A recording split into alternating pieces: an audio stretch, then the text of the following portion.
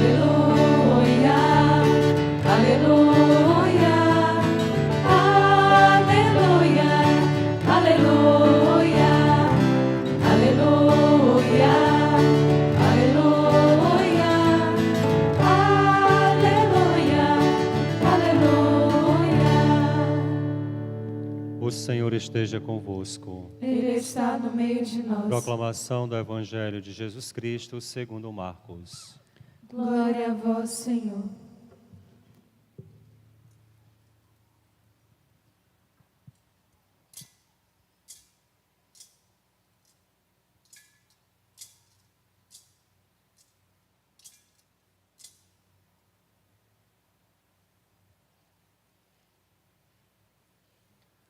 Naquele tempo, os discípulos estavam a caminho subindo para Jerusalém. Jesus ia na frente. Os discípulos estavam espantados e aqueles que iam atrás estavam com medo. Jesus chamou de novo os 12 à parte e começou a dizer-lhes que estava para acontecer com ele. Eis que estamos subindo para Jerusalém, e o Filho do Homem vai ser entregue aos sumos sacerdotes e aos doutores da lei. Eles o condenarão à morte e o entregarão aos pagãos. Vão zombar dele, cuspir nele, vão torturá-lo e matá-lo. E depois de 3 dias ele ressuscitará. Tiago e João, filhos de Zebedeu, foram a Jesus e lhe disseram: Mestre, queremos que faças por nós o que vamos pedir. Ele respondeu: O que queres que eu vos faça? Eles responderam: Deixa-nos sentar um à tua direita e outro à tua esquerda, quando estiveres na tua glória. Jesus então lhes disse: Vós não sabeis o que pedis. Por acaso podeis beber o cálice que eu vou beber? Podeis ser batizados com o batismo com que vou ser batizado? Eles responderam: Podemos. E ele lhes disse: Vós bebereis o cálice que eu devo beber, e sereis batizados com o batismo com que eu devo ser batizado. Mas não depende de mim conceder o lugar à minha direita ou à minha esquerda. É para aqueles a quem foi reservado. Quando os outros 10 discípulos ouviram isso, indignaram-se com Tiago e João. Jesus os chamou e disse: Vós sabeis que os chefes das nações as oprimem e os grandes as tiranizam, mas entre vós não deve ser assim.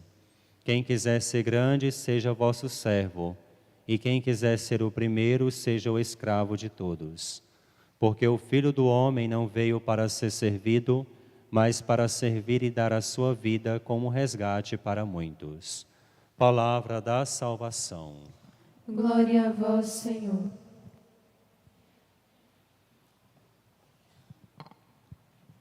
Reverendíssimas madres, reverendíssimos priores, queridos irmãos e irmãs na fé. Abençoado povo de Deus, que nesta quarta-feira da 8ª semana do tempo comum, reza junto conosco em comunidade. Nós recebemos o Espírito Santo, mas nós precisamos ser plasmados nele. Nós precisamos ser educados, catequizados. Nós precisamos nos deixar ser ensinados por Deus, pois o caminho é árduo e difícil, e nós podemos ficar pelo caminho quando as perseguições e as dificuldades nos abaterem. Mas quando nós nos deixamos ser ensinados por Deus, catequizados por Ele, nós vamos encontrando sentido até mesmo para as dores, para as penúrias e para os sofrimentos. Já dizia um filósofo existencialista do século XIX, quem sabe o porquê, supera qualquer como. Quem sabe por que está caminhando, supera qualquer adversidade, supera qualquer situação da vida. mas supera não pela sua própria força e capacidade. Supera porque, em primeiro lugar, Deus está nele, e supera porque sabe que tudo isso vai passar. E que o que nos espera é muito maior do que o que nos está acontecendo aqui e agora. Por isso que Jesus tem uma preocupação imensa de educar os seus e de não esconder nada daquilo que também vai acontecer à comunidade que caminha atrás dele. O evangelista Marcos, o grande catequista, ele nos fala que Jesus vai à frente da comunidade. Ele vai à frente por quê? Porque quem vai atrás também padecerá da mesma situação e sofrerá as mesmas situações e golpes que aquele que vai à frente. E Jesus não nos esconde nada. Ele nos revela tudo aquilo que pode e vai nos acontecer, caso nos decidamos por Ele. Por isso que no capítulo 8 do Evangelho de Marcos, Jesus fala pela primeira vez da sua paixão, daquilo que Ele vai sofrer. E aí Pedro, com muito entusiasmo, pede para negociar com Jesus. Não, Senhor, vamos aqui conversar baixinho. Nada de cruz, nada de sofrimento, nada de penúria. Agora é só alegria, agora é só rejubilo. E aí Jesus afasta Pedro e diz que aquilo não é um pensamento de Deus, mas é um pensamento diabólico. Afasta de mim, Satanás, porque tu queres me induzir para o mal, para o não serviço, para a não vontade de Deus. E aí depois que Pedro é repreendido por Jesus, que leva um bom carão, numa segunda vez que Jesus vai falar da sua paixão, no capítulo 9, os discípulos ficam todos com medo de perguntar alguma coisa. Eles ficam com medo de levar um baita de um carão de Jesus. Só que Tiago e João são audaciosos. Na terceira vez que Jesus fala no capítulo 10 da sua paixão, capítulo 8, 9 e 10, estamos no terceiro anúncio da paixão, aqui no Evangelho de hoje. Eles, com muita audácia, fazem um pedido inusitado a Jesus. Depois que Jesus discursa e fala, e para poder fazer, às vezes, de puxa-saco, eles chegam perto de Jesus e pedem para experimentar aquilo que Pedro tinha rejeitado. Pedro tinha dito não, mas agora eles estavam dizendo sim. Eles queriam, a todo custo, ganhar a confiança e a simpatia de Jesus, para serem merecedores de um prêmio superior que Jesus pudesse dar aos outros discípulos. E aí Pedro, Tiago e João nos representa exatamente essa vontade do coração humano na comunidade, porque Jesus está caminhando para Jerusalém à frente da comunidade. Este é o nosso caminho. Nós estamos caminhando para Jerusalém do céu. Jesus vai à nossa frente nos consolando, nos catequizando e nos ensinando, e dizendo o que está e o que pode e o que vai nos acontecer. E muitos de nós desejamos de fato nos livrar de tudo isso. Não, Senhor. Eu quero mesmo o bem e bom da fé. Eu quero mesmo já alcançar o prêmio imerecido antes mesmo de fazer o caminho. E aí Tiago e João, com muita audácia, com muita sagacidade, pedem para beber do mesmo cálice de Jesus. E aí Jesus diz: gente, vocês não sabem o que estão pedindo. Vocês não sabem nem rezar. Vocês não sabem fazer a oração. Realmente vocês querem isso? Realmente vocês Acham que estão rezando certinho? Sim, Senhor, nós estamos rezando. É isso mesmo. E Jesus fica um pouco desconfiado porque sabe que eles não entenderam que tipo de cálice é o que ele vai beber. Mas depois, Tiago e João experimentam na própria carne este cálice e este batismo. Tiago é o primeiro a ser assassinado por causa da fé. No ano 44, 46, sob o domínio de Herodes Agripa. No capítulo 12 dos Atos dos Apóstolos, é a única morte que a palavra de Deus vai narrar. Tiago é o primeiro dos apóstolos a ser degolado ao fio da espada. E João o último. Um começa e o outro termina, os martírios. Só que o martírio de João é lento, é um martírio branco. Ele vai ser destinado e isolado numa ilha e lá vai morrer lentamente. O sofrimento é bem maior, o sofrimento é bem mais agudo, é bem mais difícil. Os dois de fato experimentaram do cálice de Jesus. Não pediram? Não rezaram assim? Foram atendidos. Só que eles, quando foram atendidos, entenderam, quando passaram pela experiência da dor, porque estavam passando por aquilo.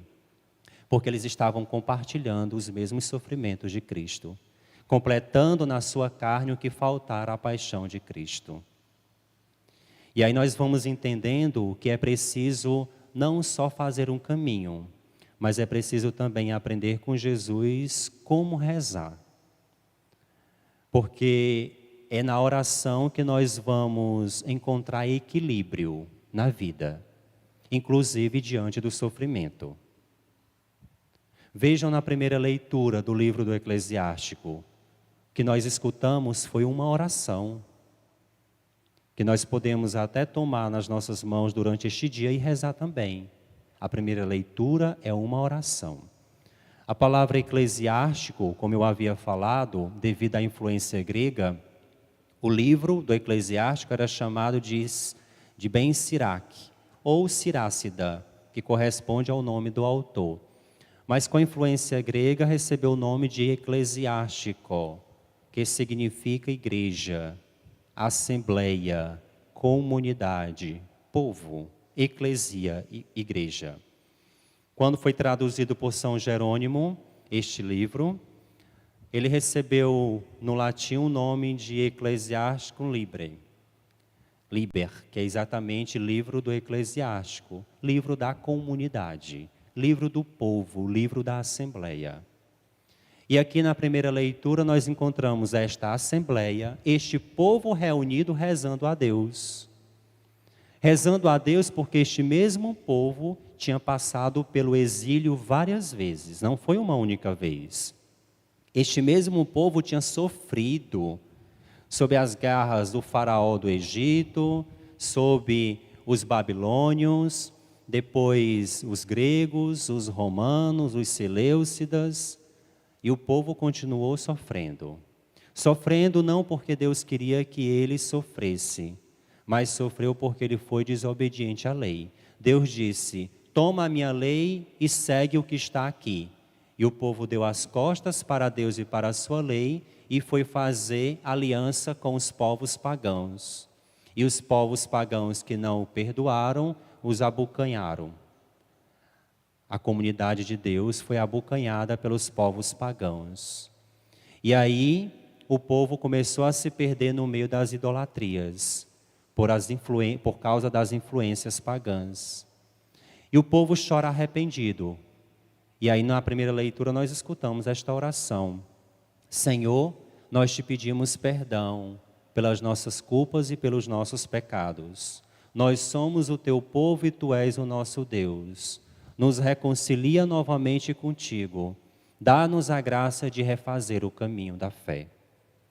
E aí o povo aprendeu a rezar por causa do sofrimento.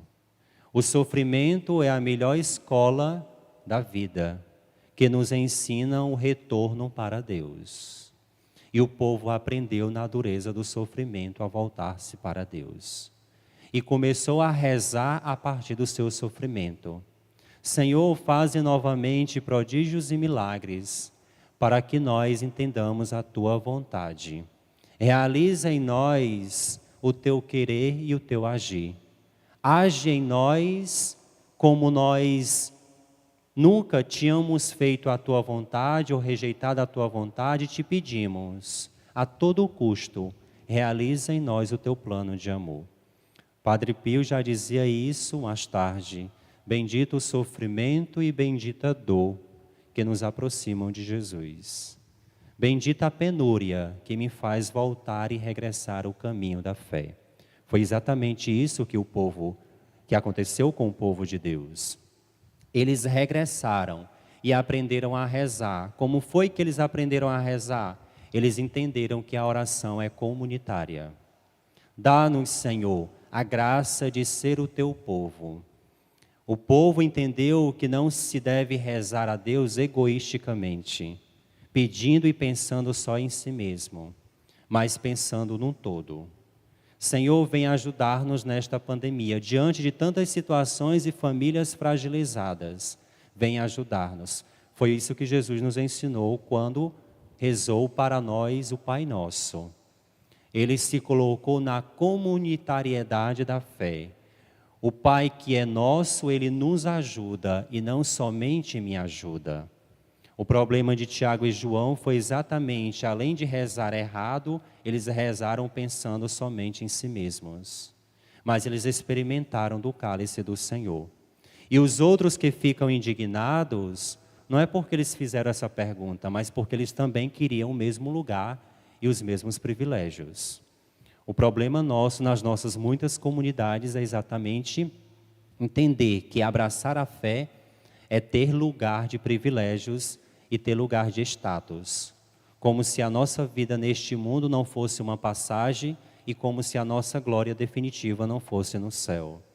É negar a própria fé quando nós, nesta vida e na comunidade, buscamos aquilo que o Senhor não veio nos dar. Mas a proposta que o Senhor veio nos dar foi exatamente, unicamente o serviço. Quem quer reinar precisa servir. Porque é pelo serviço que o discípulo de Cristo é identificado como de fato discípulo. E este discípulo está disponível para auxiliar e para ajudar a comunidade, porque é na comunidade que o Senhor reina, quando todos nós nos auxiliamos e nos ajudamos mutuamente. O Evangelho quer despertar em nós o caminho do discipulado. Jesus está fazendo uma catequese do seguimento. Ao longo da semana nós estamos escutando isso, desde segunda-feira, quando a proposta feita àquele homem rico não foi aceita por ele porque ele estava apegado a si mesmo e às suas riquezas. Não é possível ser discípulo do Senhor enquanto eu estou apegado a este mundo e a esta realidade. Não é possível ser apegado ao Senhor se eu não renuncio não somente uma parte da minha vida, mas tudo da minha vida. Foi o Evangelho de ontem. E no Evangelho de hoje, Jesus fala o que o discípulo ganha ao abraçar a fé nele: o sofrimento, a penúria, as dificuldades e as perseguições. Mas nós somos consolados pelo Senhor, porque nada disso é o nosso fim, é o nosso destino, nada disso é permanente.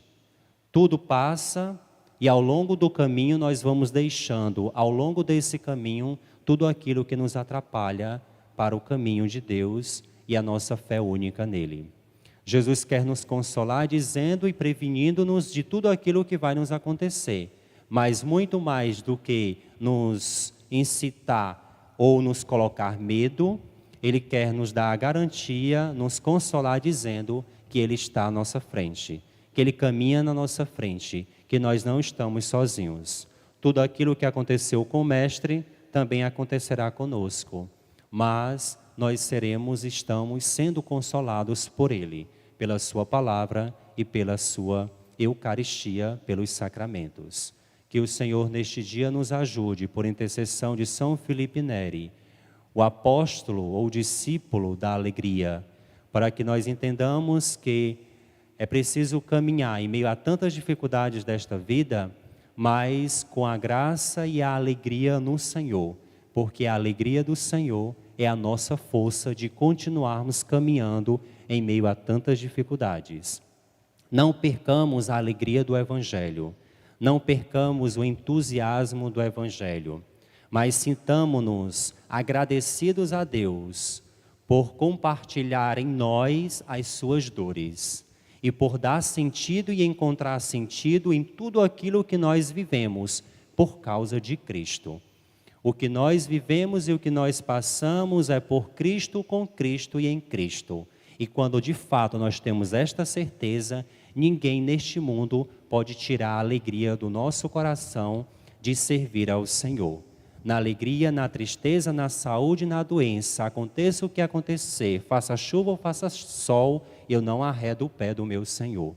E aí eu não saio da presença do Senhor, pois a sua alegria é a minha força de continuar caminhando neste mundo. Que o Evangelho nos console e nos ajude neste dia a mantermos-nos firmes no Senhor e perseverantes na sua graça. Louvado seja nosso Senhor Jesus Cristo. Sempre seja louvada sua Mãe Maria Santíssima.